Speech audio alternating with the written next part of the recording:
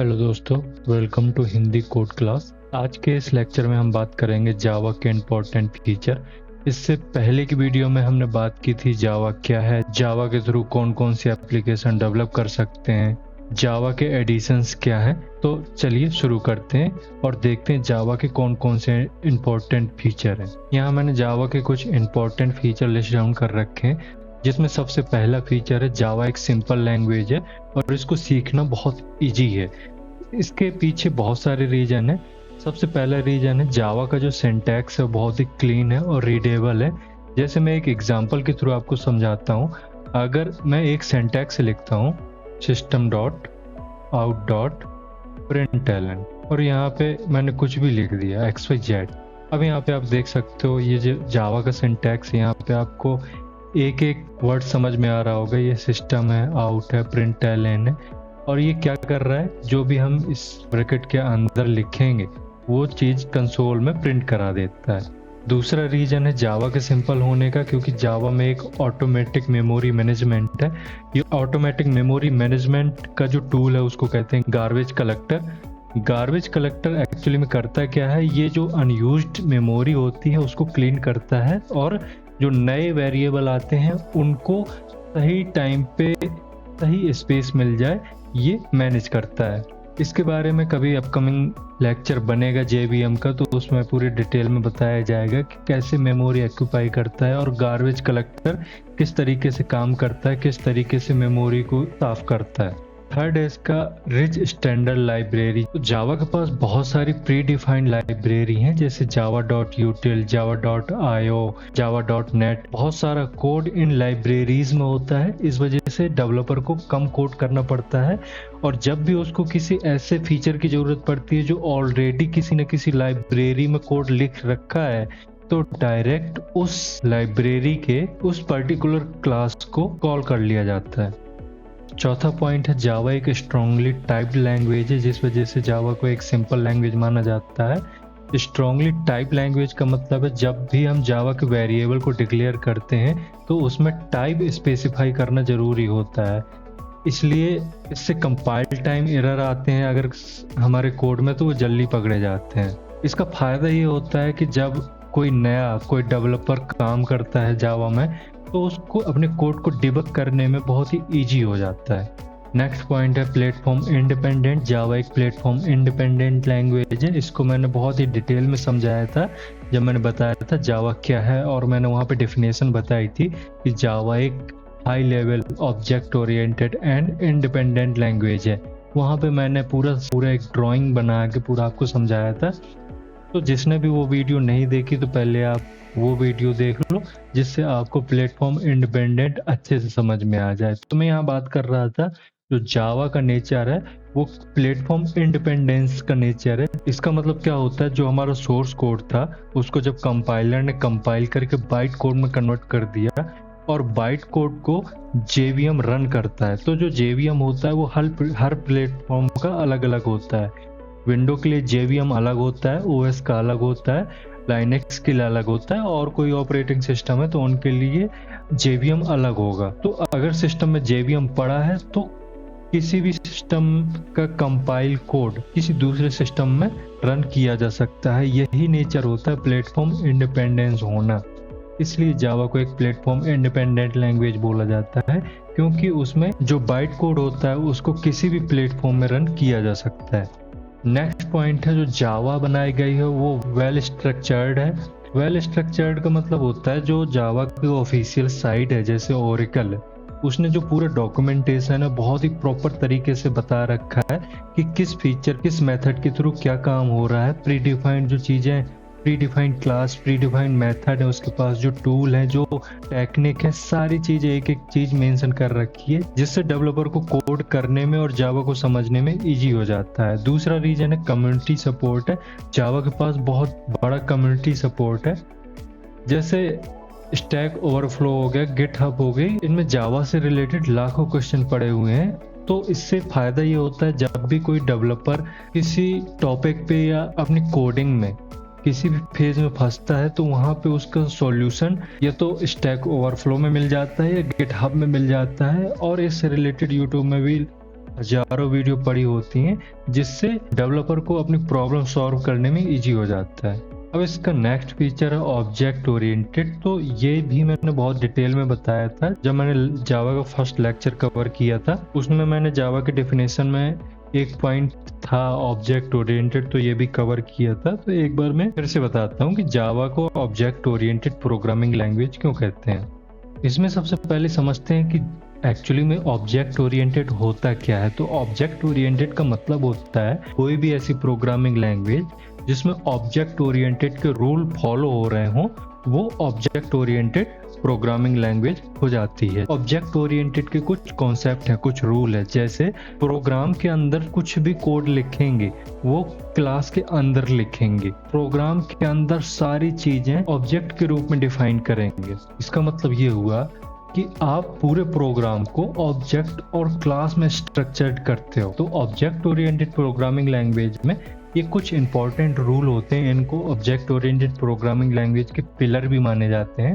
तो जावा भी object oriented को फॉलो करता है, इसलिए ये सारे कॉन्सेप्ट जावा में भी यूज होते हैं। मैंने अभी बताया क्लास, तो क्लास क्या है? क्लास एक ब्लूप्रिंट की तरह यूज होता है। जैसे मैंने आपको एग्जांपल के थ्रू बताया था, मैंने वहाँ पे एग्जांपल दिया था एक कार का। तो अगर हम कार का एक ब्लूप्रिंट या टेम्पलेट बनाते हैं तो वो एक क्लास होगी, और उस क्लास का जब हम ऑब्जेक्ट बनाते हैं, मतलब उस ब्लूप्रिंट के थ्रू जब हम एक रियल की एंटिटी बनाते हैं तो ऑब्जेक्ट होती है। तो बेसिकली ऑब्जेक्ट में दो चीजें होनी जरूरी हैं, एक प्रॉपर्टी और एक एक्शन। तो जिस भी रियल वर्ल्ड एंटिटी में ये दो चीजें होती हैं, प्रॉपर्टी और एक्शन, तो उसको हम कोडिंग में एज अ ऑब्जेक्ट रिप्रेजेंट कर सकते हैं।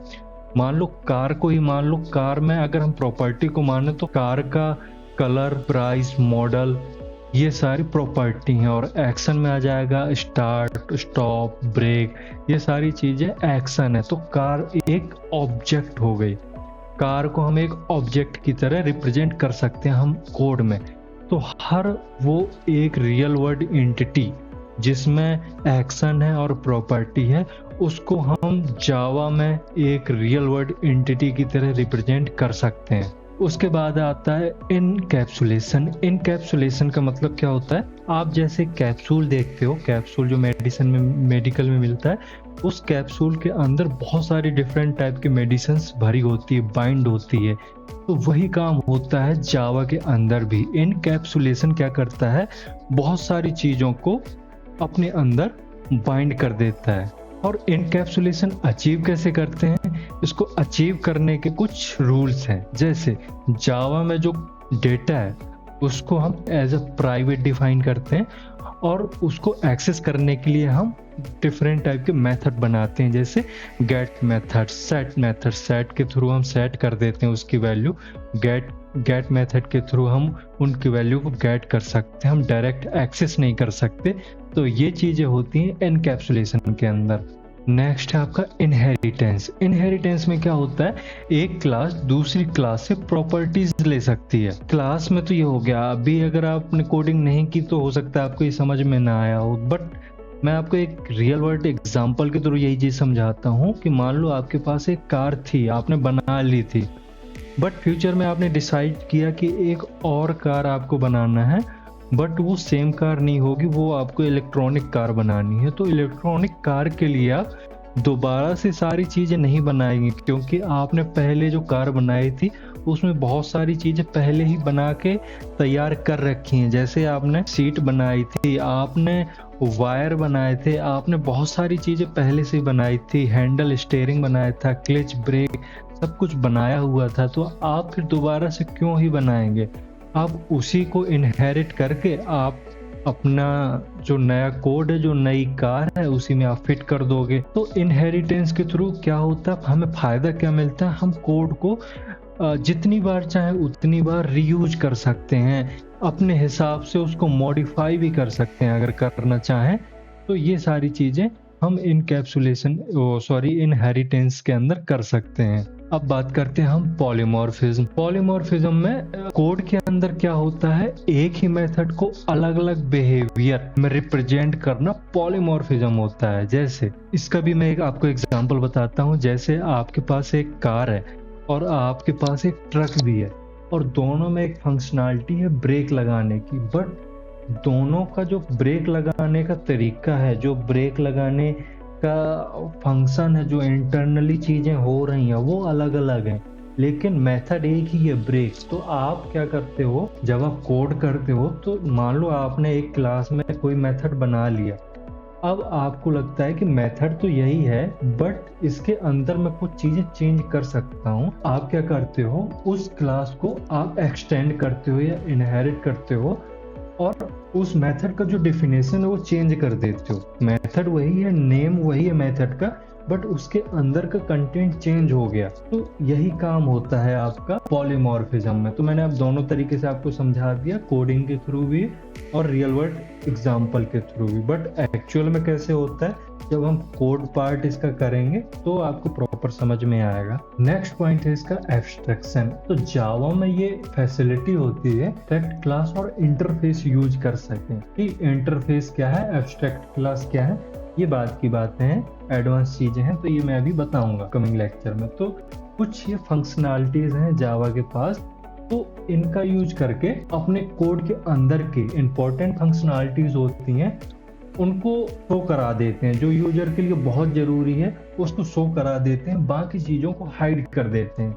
जैसे मोबाइल में क्या होता है, यूजर को दिखता है कि मैं कॉल कैसे कर रहा हूँ, कॉल कैसे लग रही है, मैसेज आ रहा है, मैसेज में क्या कंटेंट लिखा है, ये चीजें यूजर को दिखती हैं। बट मोबाइल इंटरनली कैसे काम कर रहा है, मैसेज कैसे आ रहा है, एक मोबाइल में कैसे जा रहा है, ये सारी चीजें हाइड होती हैं। इंटरनली क्या चल रहा है फंक्शनैलिटी प्रोग्राम के अंदर, वो यूजर को, एंड यूजर को शो ही नहीं हो पाती है। उसको केवल ये पता होता है कि मेरा काम जो चल रहा है वो किस वजह से चल रहा है, उसको क्या शो ऑफ कराना है, क्या हाइड कराना है, ये चीजें एब्स्ट्रैक्शन के थ्रू होती हैं। नेक्स्ट पॉइंट आता है हमारा प्लेटफॉर्म इंडिपेंडेंट। तो मैंने अभी थोड़ी देर पहले भी समझाया था, मैंने फर्स्ट लेक्चर में भी समझाया था, तो मैं वर्बली आपको एक बार समझाता हूँ फिर से कि प्लेटफॉर्म इंडिपेंडेंट क्या होता है।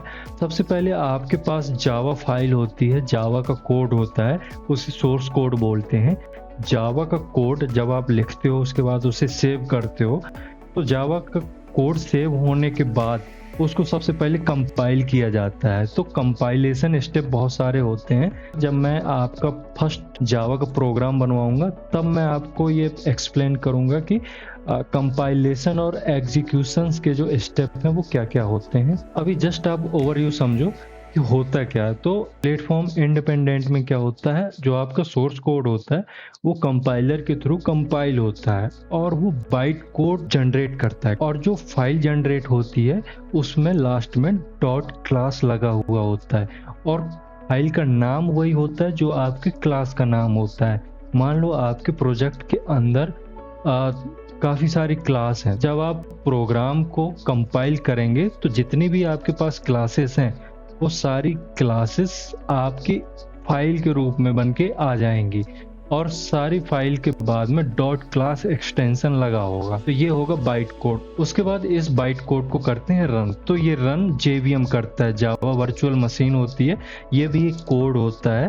तो जेवीएम क्या करता है, जो भी हमारा बाइट कोड होता है उसको एग्जीक्यूट करता है, उसको रन करता है। बट अब यहाँ पे बात आती है प्लेटफॉर्म इंडिपेंडेंट की। यहाँ पे प्लेटफॉर्म बोला जाता है अलग अलग ऑपरेटिंग सिस्टम को। तो मान लो आपके पास विंडो ऑपरेटिंग सिस्टम है, तो आपने विंडो ऑपरेटिंग सिस्टम में अपना जावा का कोड लिखा और उसको कंपाइल कर दिया, बट वो आपका प्रोग्राम एग्जीक्यूट होना है मैक में या लाइनक्स में। तो आप इजीली उस कोड को मैक मशीन में या लाइनक्स में कहीं भी रन करा सकते हैं, एग्जीक्यूट करा सकते हैं।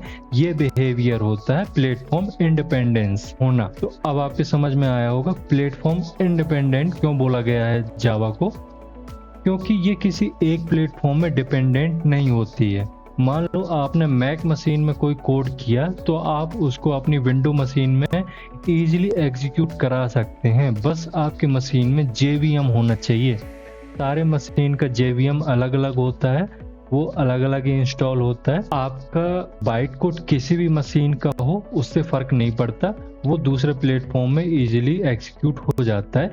इसलिए जावा को प्लेटफॉर्म इंडिपेंडेंट लैंग्वेज बोलते हैं। नेक्स्ट फीचर है सिक्योर। तो जावा एक बहुत ही सिक्योर लैंग्वेज है और इसके पीछे भी बहुत सारे रीजन है। सबसे पहला रीजन है नो पॉइंटर।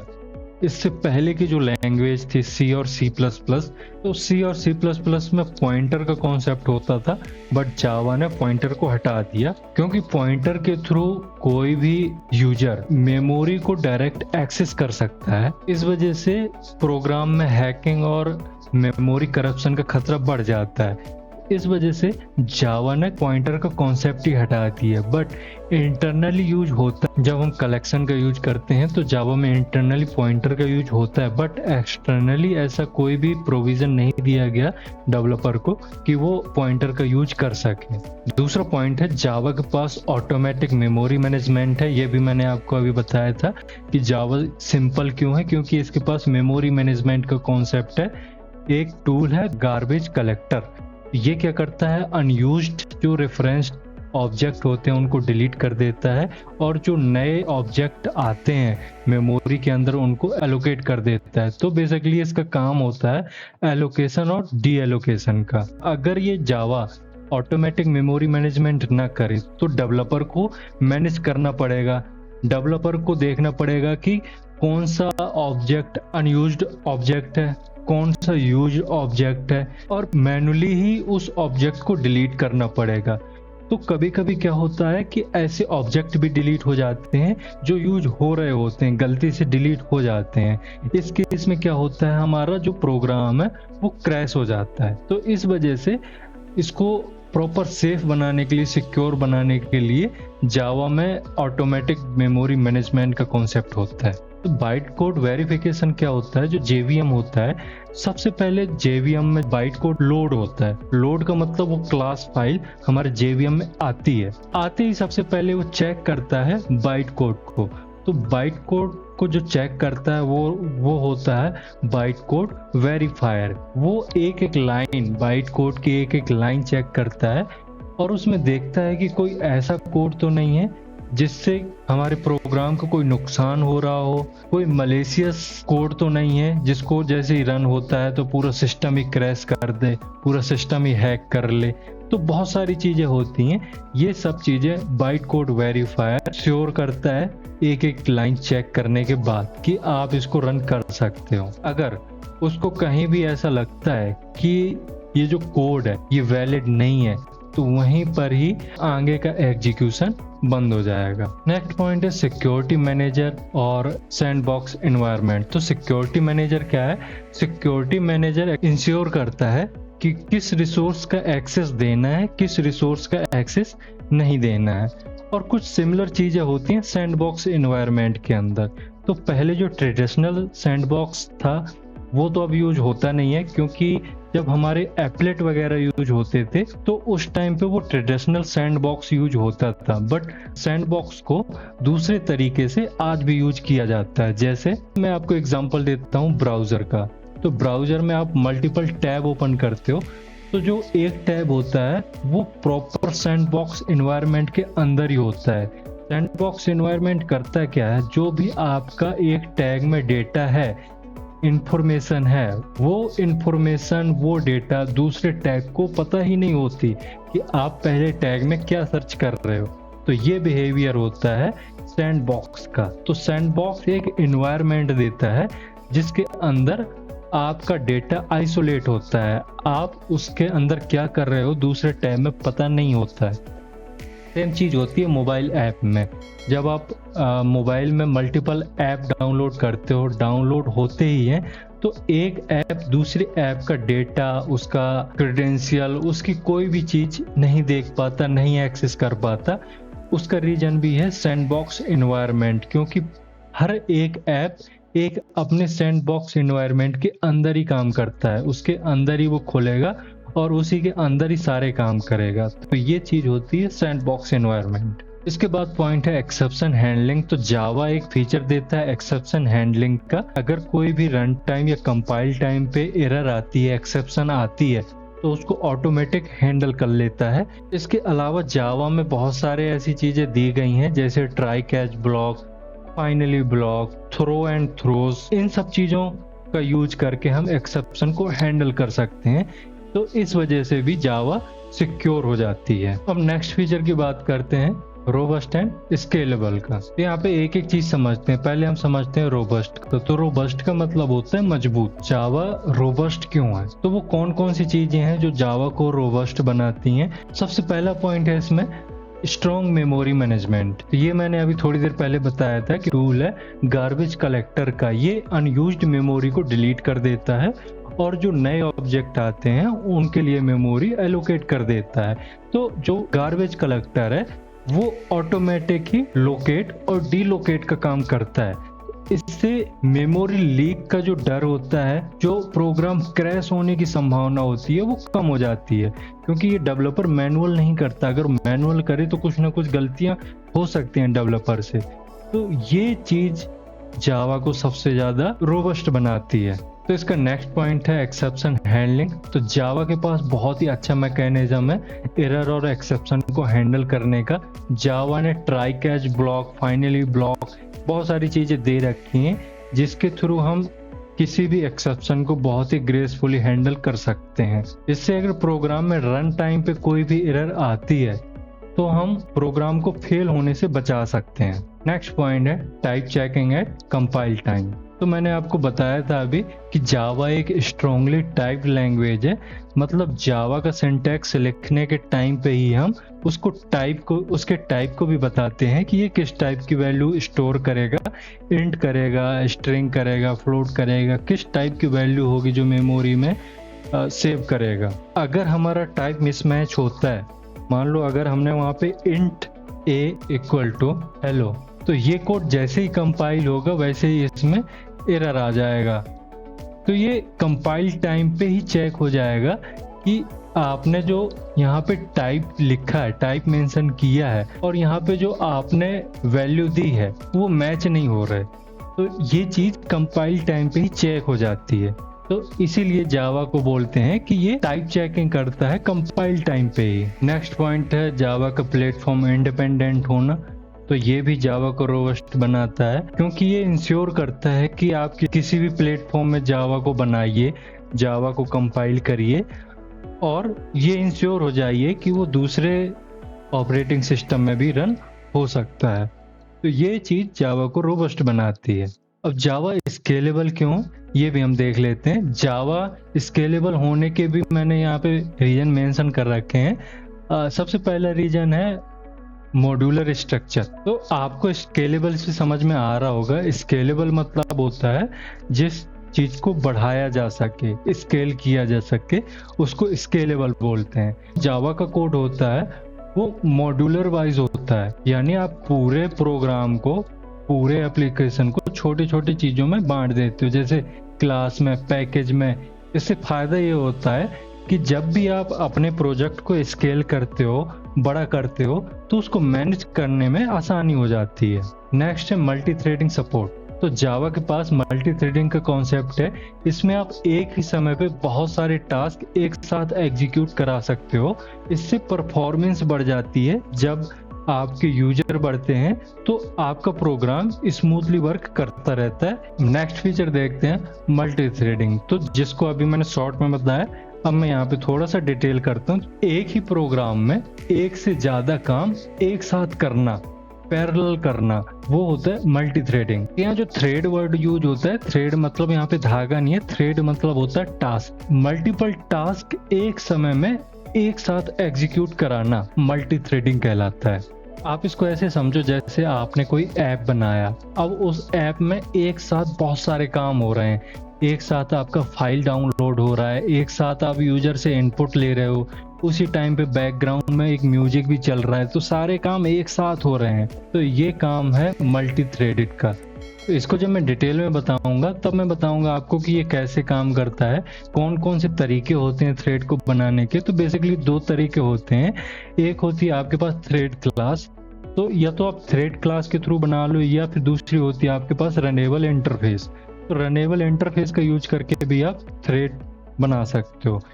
अब इसमें कुछ मेथड होते हैं जैसे रन, स्टार्ट, तो इनको भी मैं एक एक करके समझाऊंगा। अभी आप ऐसा समझो कि टास्क क्या देना है हमको, वो चीज हम लिखते हैं रन के अंदर। और स्टार्ट क्या करता है, वो थ्रेड को एक्चुअली में रन करता है, इन्वोक करता है, उसको एक्टिव करता है। तो स्टार्ट और रन ये दो मेथड हैं जो बहुत ही कंफ्यूज करते हैं इंटरव्यू के टाइम पे, तो इन दो को ध्यान में रखना। नेक्स्ट फीचर है हमारा हाई परफॉर्मेंस। तो हम जावा के लिए बोलते हैं कि Java is a high performance language. तो हाई परफॉर्मेंस लैंग्वेज है, बट है कैसे?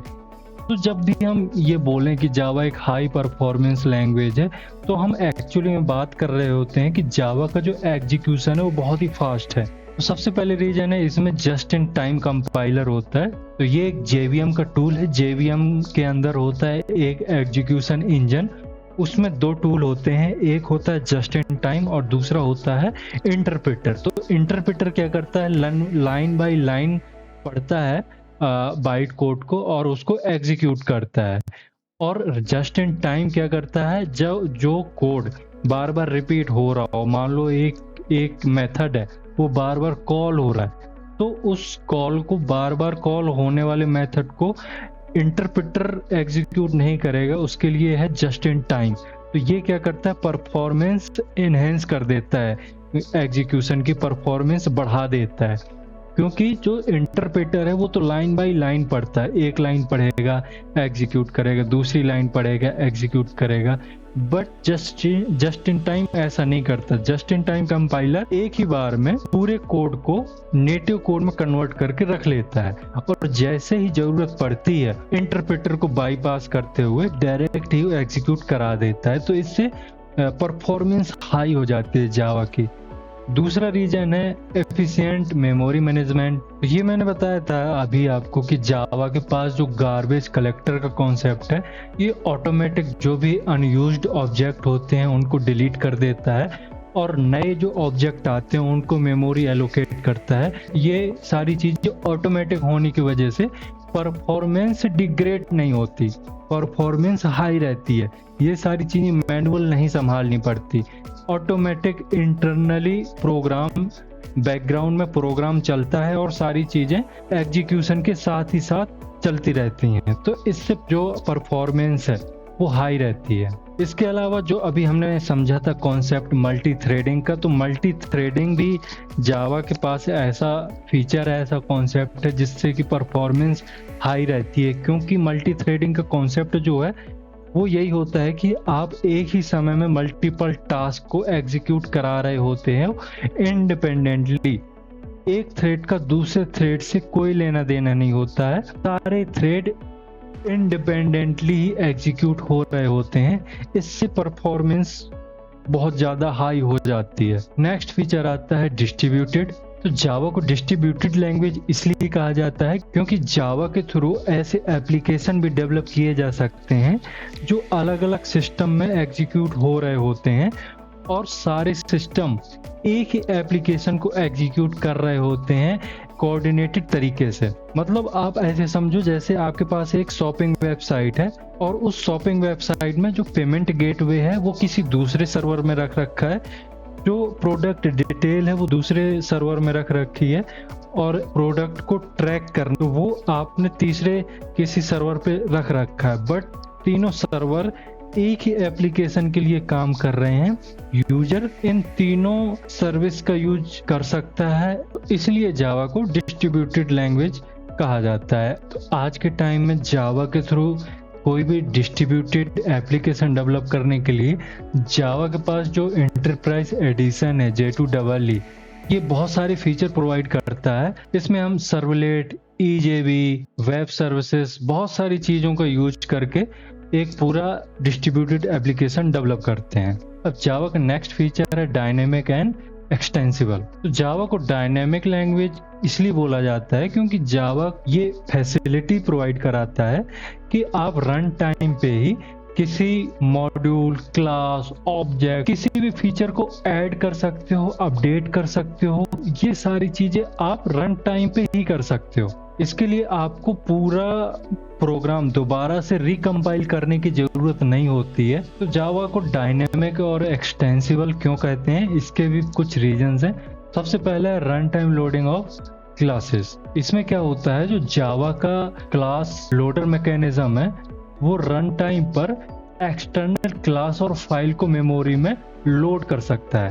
इसका मतलब क्या है, जैसे आपके पास कोई भी डॉट क्लास फाइल है वो आप डायरेक्टली रन टाइम पे ही जोड़ सकते हो, आपको दोबारा से पूरा प्रोग्राम रिकम्पाइल करने की जरूरत नहीं पड़ेगी। इसमें दूसरा पॉइंट है रिफ्लेक्शन एपीआई। तो जावा के पास एक पैकेज होता है java.lang.reflect। ये आपको फैसिलिटी देता है कि आप क्लास की कोई भी फील्ड, मेथड या कंस्ट्रक्टर को मॉडिफाई कर सकते हैं, उनके बारे में जान सकते हैं और उनको डायनेमिकली कॉल भी करा सकते हैं। बट आपको एक चीज ध्यान देनी चाहिए कि जब भी आप रिफ्लेक्शन का यूज करें तो बहुत ही संभल के करें, क्योंकि ये बहुत ही एडवांस लेवल की चीजें हैं। जब तक आपको प्रॉपर चीजों का पता ना हो तब तक आपको रिफ्लेक्शन एपीआई का यूज नहीं करना चाहिए। नेक्स्ट है इसमें गार्बेज कलेक्शन। तो जावा का जो गार्बेज कलेक्टर कॉन्सेप्ट है वो डायनेमिकली ही चीजों को देखता है कि कौन सा ऑब्जेक्ट यूज हो रहा है, कौन सा ऑब्जेक्ट यूज नहीं हो रहा है, और उसको डायनेमिकली ही डिलीट कर देता है और रन टाइम पे ही दूसरे ऑब्जेक्ट को मेमोरी एलोकेट कर देता है। तो इस तरह से कह सकते हैं जो गार्बेज कलेक्टर होता है वो रन टाइम पे ही एलोकेट और डी एलोकेट का काम कर देता है। तो इसलिए भी जावा को डायनेमिक लैंग्वेज कहते हैं। तो हमारे ये चीजें तो हो गई कि जावा को डायनेमिक क्यों कहा जाता है। जो यहाँ से मैंने पॉइंट लिख रखे हैं, ये पॉइंट लिख रखे हैं कि जावा को एक्सटेंसिबल क्यों कहा जाता है। तो इसमें सबसे पहला पॉइंट है ऑब्जेक्ट ओरिएंटेड नेचर। जावा में आप एग्जिस्टिंग क्लास को एक्सटेंड करके नई फंक्शनैलिटी जोड़ सकते हैं, तो इसकी वजह से जावा को एक्सटेंसिबल कहा जाता है। दूसरा इंटरफेस एंड एब्स्ट्रैक्ट क्लासेस। तो जावा में क्या है कि आप कस्टम इंटरफेसेस बना सकते हैं और फ्यूचर में न्यू क्लास उनसे इम्प्लीमेंट करा सकते हैं। मतलब क्या है कि आपने एक कस्टम इंटरफेस बना के रख लिया और फ्यूचर में जब भी आपको जरूरत होती है तो आप न्यू क्लासेस से उसको इम्प्लीमेंट करा सकते हो। इसमें नेक्स्ट पॉइंट है dynamic linking of the library. तो इसमें क्या होता है, जावा में एक्सटर्नल जो .jar फाइल होती हैं, कुछ jar फाइल जावा में प्री डिफाइन होती हैं और कुछ लाइब्रेरी हो सकता है कि हमको यूज करनी पड़े एक्सटर्नली। लाइब्रेरी को यूज करने के लिए हमें बेस कोड को चेंज नहीं करना पड़ता, हम रन टाइम पे ही उसको जोड़ सकते हैं। नेक्स्ट पॉइंट है मॉड्यूलर आर्किटेक्चर। तो ये जो कॉन्सेप्ट आया है वो जावा 9 से आया है, जिससे आप प्रोजेक्ट को मॉड्यूल्स में डिवाइड कर सकते हो और हर मॉड्यूल अपने फीचर को हाइड कर सकता है। इससे कोड मैनेज करना और फ्यूचर में एप्लीकेशन को एक्सपेंड करना इजी हो जाता है। इन फीचर्स के थ्रू आपको समझ में आया होगा कि जावा को सिंपल क्यों कहा जाता है, जावा को रोबस्ट और स्केलेबल क्यों बोला जाता है, जावा इतनी सिक्योर प्रोग्रामिंग लैंग्वेज क्यों है। तो ये सारी चीज़ें आपको समझ में आई होंगी। तो अब अगर आपको ये लेक्चर समझ में आया है तो वीडियो को लाइक करें, और अगर अभी तक आपने चैनल को सब्सक्राइब नहीं किया तो सब्सक्राइब भी कर लें। अब मिलते हैं हम नेक्स्ट लेक्चर में। Thank you.